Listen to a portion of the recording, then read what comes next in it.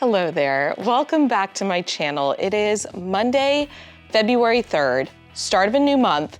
I feel like lately I've been stuck in a little bit of a rut, for lack of better words. I don't know how else to explain it, but I feel like I have been just in this routine, repeating the same things day after day, week after week, which is not bad because I love me a good routine, but at the same time, I feel like my teaching has gotten a little stale. Do you know what I mean? I feel like I have been focused on progressing through the curriculum, making sure we're on track with the assessments and whatnot. I am not being the best teacher I can be in terms of student engagement. You couldn't handle my undivided attention. And I think maybe you can relate to this as a teacher where you just kind of go with the status quo and you forget to incorporate some of those little fun activities that you know your students enjoy, or at least that's how I've been feeling. So today, and rather this whole week, I'm gonna chat with you about simple, easy things that I'm gonna do to increase student engagement because I don't have a lot of time to create these super exciting lessons or anything like that, but just little tweaks that I can make here and there in order to increase engagement. I also have some things to share from over the weekend. We're doing a science investigation today, so let's jump into it. If you saw my last vlog, which was Thursday of last week, I mentioned I was almost done planning the next module. I'm happy to report that I am fully done planning the last module between Thursday afternoon and then Friday during my planning time and a little bit after school. I got all of the lessons and everything that goes with it. So all of the note sheets, all of the graded assignments, the basketball review before the assessment, everything is done. And we haven't even started the module yet, which feels so good. So right now I am planned for the rest of February, and I wanna say this module wraps up the first week of March. So I am a solid 5 weeks ahead, which has never happened in my teaching career. So proud of myself. And let me show you, as non-exciting as this is, what my reward was for myself on Friday after school. This has been my go-to since my first year of teaching. I love to just go to Goodwill, walk around, see what I can find. Mostly I look at children's books, but I'll also look at games and things like that. It felt very nostalgic, I'm not gonna lie. I had flashbacks to back when I taught in Maryland, my first year of teaching, Friday afternoons, just walking around Goodwill. But I wanted to share with you some of my finds. So first we have this Hedbanz game, which this will be an indoor recess game. However, it serves a double purpose because things like the headbands can easily be incorporated into classroom activities where students have something related to the curriculum on their card and they wear it on their head and they have to try to get the other students to help them figure out what they have, if that makes sense. I mean, it's the game Hedbanz just with curriculum-based cards versus the cards that come in the box, which again, we're gonna be focusing on easy ways to add engagement. That is one quick and easy strategy. You don't even have to have the actual headbands from the game. You can even use just stretchy elastic headbands. You can get them in a bulk pack on Amazon. Students put it across their forehead and then just slip the card in between the headband and their forehead. So wanted to share that with you. But otherwise, I got a bunch of books. So Fish in a Tree is one of my absolute favorites. I already have 2 or 3 copies in my library, but my students, their favorite bin is my favorites bin. So in this section of my classroom library, I have most of the books grouped either by series or by author, except for down here, I have a section called Mrs. Emerson's Favorites, and these are all books that obviously are personal favorites of mine, and it's always the first bin to go. Like, my students are constantly taking books from here, which I love. I mean, it makes me so happy when they're like, look, I'm reading one of your favorites. And as you can see, I already have a copy of Fish in a Tree in there, but I always like to grab extra copies when I can find them. All right, let's see what else I got. We've got some Secret of the Fortune Wookiee. There's another one in here, hold on. Yeah, there we go. I got two of them. One's a hardback, one's a soft cover. Lucy and Andy Neanderthal. I don't know this book, but it looked intriguing and it was a hardcover. I love getting hardcovers. It's a graphic novel. Figured I'd pick that up. Harry Potter, my students, okay, wow, we've got the dropsies today. My students are obsessed with Harry Potter, and whenever I can find them, I grab a copy because you can't beat, this was $1 at Goodwill. Like, can't beat it. We've also got Whatever After. Was this also a graphic? No, this was just a chapter book, but it looked interesting, so I grabbed that one. Okay, we've got another one of the Tom Engelberger, I think that's how you pronounce his name, books. And then Captain Underpants. I noticed during our interim testing last week, my students each had to pick out 2 books that I would give them once they finished testing, and so many of my boys loved Captain Underpants, which I loved Captain Underpants as a kid. I remember reading it in 3rd grade. So I'm always happy to pick those up and add them to my library. I got this because my students read Holes earlier in the year, and so I figured same author, I can get other books that they may be interested in. This was just a random one that I found, but it looked interesting, Frazzled. And I think this was, yeah, it's like a chapter book, but then it also has a lot of like pictures and things mixed into it. And then I got this, Crenshaw, which is by Catherine Applegate, and she's the same one that wrote The One and Only Ivan, which is one of my favorites, so I figured I'd grab that. Now, the fun part is picking out the books. The less fun part is adding them to my classroom library, but I figured I would show you the process for that. First thing I'm gonna do is stamp each of my books with my library stamp. I got this on Amazon. You're able to customize it with your name. Let me go ahead and stamp this first one, then I'll show you what it looks like. So that's what it looks like once it has been stamped. I will link this for you if you're interested. You can find tons of other options on like Etsy and things like that, but I just got this one on Amazon because it was easy. Oh, this is awkward. Well, at least it's crossed out. This one already has one from a previous owner. And I've explained to my students, because sometimes they'll come to me with a book that has someone else's name and they're like, you know, hey, who does this belong to? And I explain that I love to go to Goodwill to find books. So they're used to that, but I'm just gonna stamp each of these. Oh, this one belonged to the same people and this one is not crossed out. So we're just gonna use a Sharpie, cross that out. It's all good. And then this one has like a random sticky note in it. Apparently that person did not make it past chapter 3, which is a shame. Some of them I do on the like very back of the cover. Sometimes I do it on the title page. It just kind of depends on the book. Ooh, I'll do this one down here. I'll leave that one out to dry because I feel like the texture of it was a little shiny and it might not have dried right.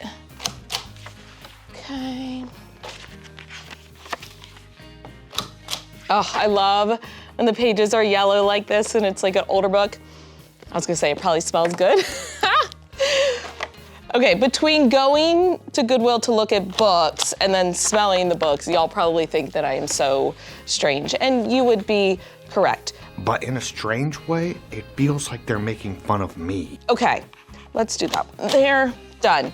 Next step is labeling them. So, I know I've shared this before, but in case you're new, for my classroom library labeling system, I have symbols that match the label on the bin. So for example, Mrs. Emerson's Favorites, as I showed you, the book bin label had a heart on it, so I put that same symbol on the front of the books that belong in that bin. That way my students are just matching the symbols.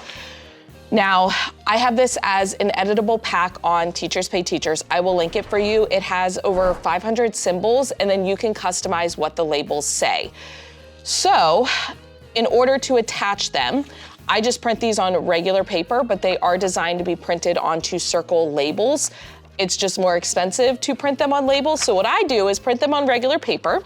Then I take a circle hole punch. This is a 1-inch hole punch.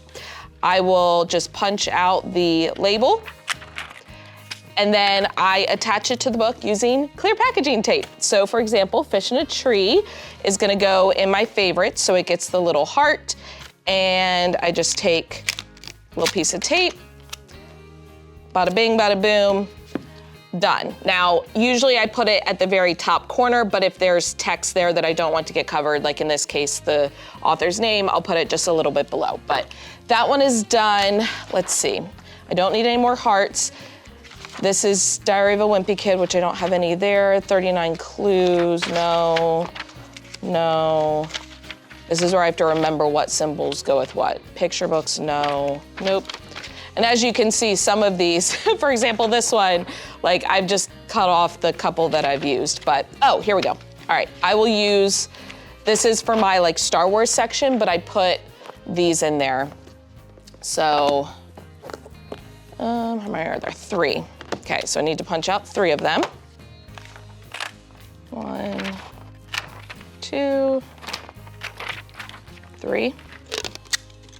That was a big piece of tape. Okay, I'm gonna use scissors and just cut that in half because that was a little aggressive.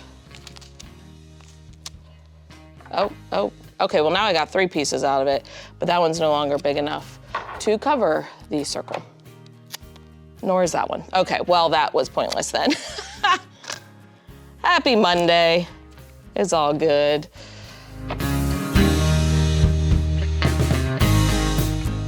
All right, now some of them, so for example, this one, I don't have a bin that this would go with. So as a result, this is just gonna go on my bookshelf where I have all my chapter books, and I don't really have a system for them, they're just on the shelf. So this one, I do have a Harry Potter bin, so that'll get a label.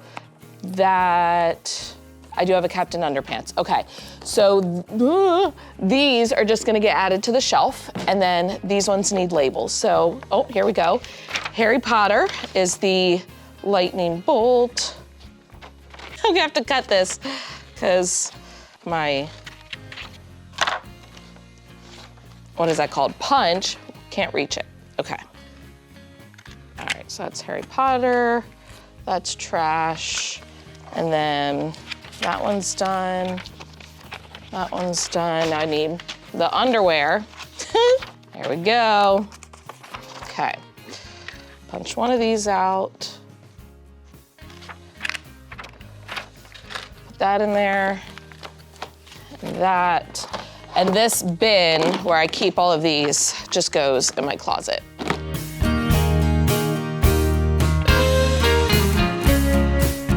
All right. Let's go add these into the library.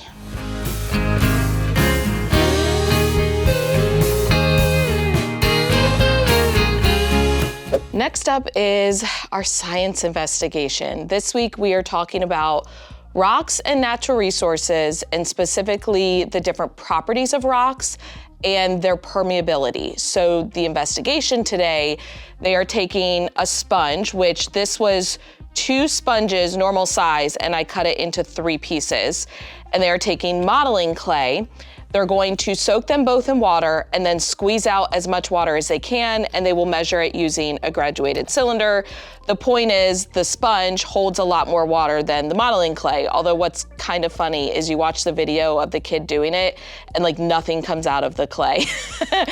But I waited to actually set up the trays for each group because I didn't want to open up the modeling clay and have it get dried out over the weekend. But all that we need are sponges, modeling clay, cups for the water, and then the graduated cylinders. And then I have a tray, that way it's easy to hand out to each group. But honestly, I think I'm just gonna wait, and when I go to do this with my students in real time, I'm gonna have them just like grab the materials that they need because I think they can grab, you know, a sponge, a piece of modeling clay, the cups and whatnot. So rather than spending my time trying to lay it all out, I'm just gonna have my students take care of it when we get to science. And that same idea of having your students help and do more so that you can do less is gonna carry over into my engagement strategies. So as I mentioned at the beginning of the video, I feel like I've just been stuck in this pattern of having my lessons be the same every day, which a lot of that is because our math lessons follow a certain structure, our science lessons follow a certain structure.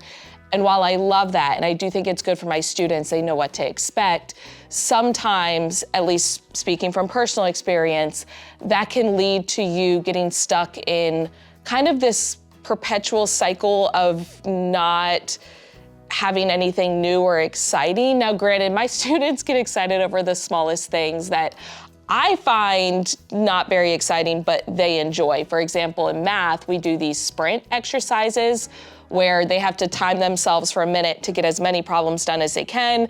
We go over the answers, and then they try to beat their score on the next set. And I look at that and go, that's not super exciting, but every time I say we're doing a sprint, my students are like, yeah! So it goes to show you, sometimes they enjoy things that we don't even realize. But knowing that I have not been overly excited to teach any specific lessons lately is enough to tell me that I need to do something to change that, because my philosophy has always been, if I'm not excited to teach a lesson, I can't expect my students to be excited to learn it. And not that I'm not excited to teach every day. I'm excited to be with my students and help them learn and grow. It's more so I just haven't had any lessons or I'm like, oh, I can't wait to do this with my students because of X, Y, or Z. So let's chat about a few super easy ways that you can make lessons more engaging. I already mentioned the headband game. That's a really easy way to kind of gamify a lesson, especially something with practice. And you can put like vocabulary cards on their cards that they're gonna put on their foreheads, and it's a super easy game. Something else I do, and I haven't done it a lot lately, and again, it's just getting stuck in that routine, is using different accents when I teach. On Fridays, I like to do something with my students called Feedback Friday. I give them an index card, they give me one piece of feedback. It could either be something they loved that we did recently, something they wish we did more of, and almost every time I do it, they're like, we want you to use accents more when you teach, because they just find it funny. And, you know, I have a British accent. It's not the best. Well, none of them are the best. Well, it's a very intriguing concept, isn't it? They love it. I have my granny accent. That one's super popular, which I think the 100th day of school is this week, so that one may be appropriate. And you know, whippersnappers, and I speak as if I have no teeth. So that's something easy that I can try to do this week. Another good one is having my students play rock, paper, scissors, either against me or against each other. So one version of this is I walk around the room, play rock, paper, scissors with a student. If they win, then they get to pass the question off to another student. If I win, then they have to answer the question. But another version is to have students play rock, paper, scissors against each other, and whoever wins gets to like check the other student's answer, and they have to be the one to solve the problem, and then they play again. So that one's really easy. Another one, and I will probably do some of this today, is tater toss, which is really just like hot potato. I'm calling it tater toss because that's what this one was called. I got this at Target, and it has made me laugh because every time I open up my drawer over here, I see these little cards. They look more like beans than potatoes, but these came with it. I don't really know what they're for. I threw away the directions, but it's essentially just hot potato. So if you hit the potato, oh, you just squeeze, you don't hit, you just squeeze. It plays a song, okay?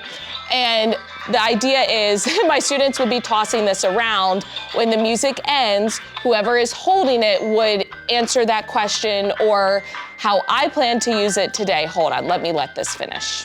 It's longer than you think it is.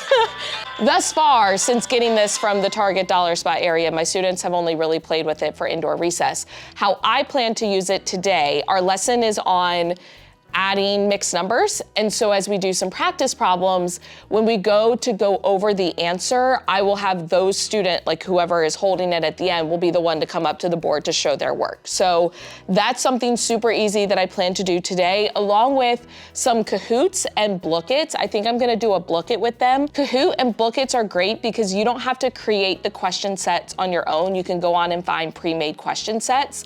If you're not familiar with them, they're just these like online quiz games, but you can take any set of questions and it makes it into a game. And they both have different like versions of the game that you can play. I've done quite a few Kahoots with my class lately, mostly for like Generation Genius has reviews at the end for Kahoot. And then we've done a couple others for like our science review before tests. We have not done a Blookit in a while, so I think I might do a Blookit with them today as well, since they're just practicing adding mixed numbers. I can easily go on and find one. Let me see what else is on my list, because I do keep like an ongoing list of these types of activities. That way I can easily look on my phone and like find ideas. Trasketball. So We do play basketball pretty often. It's how we review for every assessment we're gonna take. But what I love about basketball is all you need is a set of questions and then a trash can and a ball, which can literally be a balled up piece of paper. I play with my little fancy trash can. I got it from Bed Bath & Beyond, but you can find ones at like dollar stores and even online that look like basketball hoops. And then you need a ball, which I have gone the fancy route, and I have little mini basketballs that I've gotten from like the dollar store or like party stores. But the idea is as students answer questions, if they get it right, they get to shoot for a bonus point with the basketball hoop. Like, it's nothing fancy, but my students love it. And then another really simple game is playing musical chairs. So the idea is every chair has like a question underneath or an example, number or something, vocabulary word. Your students play musical chairs, and then whatever chair they end up in when the music goes off, they have to solve that problem. And I was thinking about how, well, that's great, but I don't really have the time to like prep all the sticky notes to put under their chairs, and I don't have the time to go around and stick it under all their chairs. And then I realized, Michelle, you don't need to be the one to do that. Have your students do it.